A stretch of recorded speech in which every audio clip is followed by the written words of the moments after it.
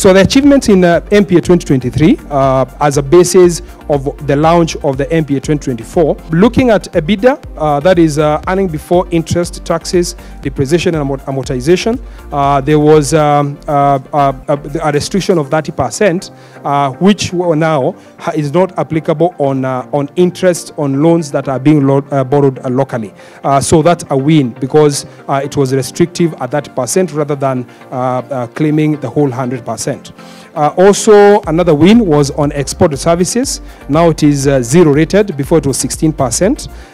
As far as the trade agreement is concerned, like now the economic partnership agreement between Kenya and EU, all of us were aware it was signed, and there was heavy KAM input in the agreement so that we can drive our manufacturing interest as well as open the opportunities for export in the EU market. Rules of origin have been agreed at about 90% at the EFCTA.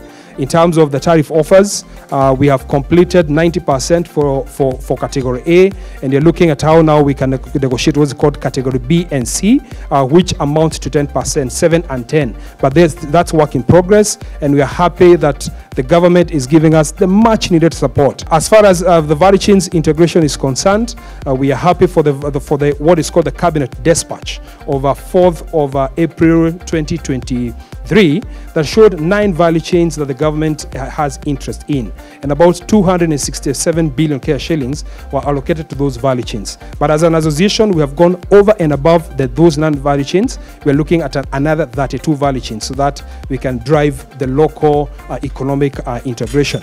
The story is that if we have export, what will it do good? There are 3 things simple, I will put it. One is availability of foreign exchange, stability of Kenya shilling, and number 3, excess capital. Every manufacturer sitting in this room will have about running at 60 to 65%, 25% excess capacity. So what will that do? I don't have to invest in machinery. I will create jobs, I'll pay the required taxes, and I'll be able to utilize my capacity. So it's a very simple sum game that we need to work on, and then you can see the growth happening. SME development. As we know, SME is very important, and I think every country that goes through, there are a lot of SMEs. How do we support seriously?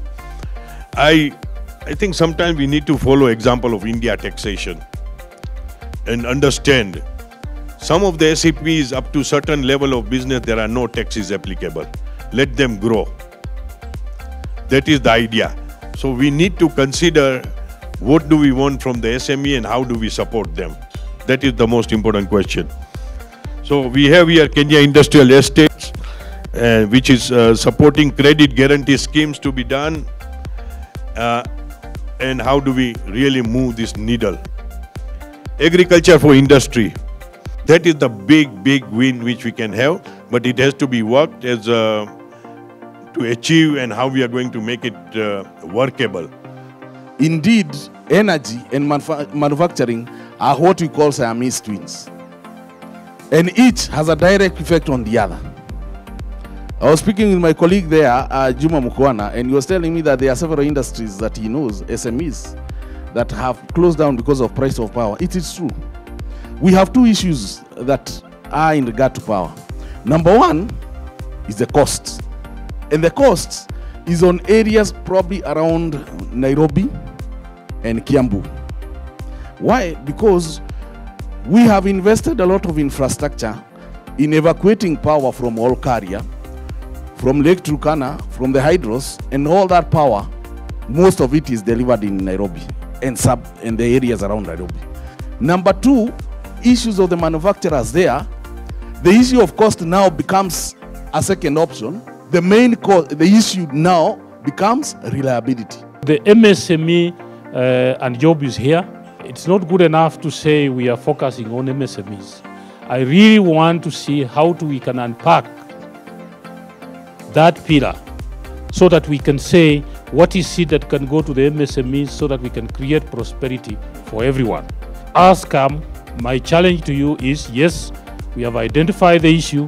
What is it? What is the proportion of our business are we going to give to MSMEs so that we can also grow them into medium, and in future into big industries. So invest in research, invest in information sharing, digitalize the database where you can be able to put all your supply together, talk to them from time to time, connect them to opportunities, because they may not directly impact on you, but indirectly after some time, you are going to suffer if they cannot access the financing. As we push 30% access to a government procurement opportunities, we also want to push 30% access to private sector procurement opportunities for MSMEs so that we can expand the market to them. Talking is easy, always.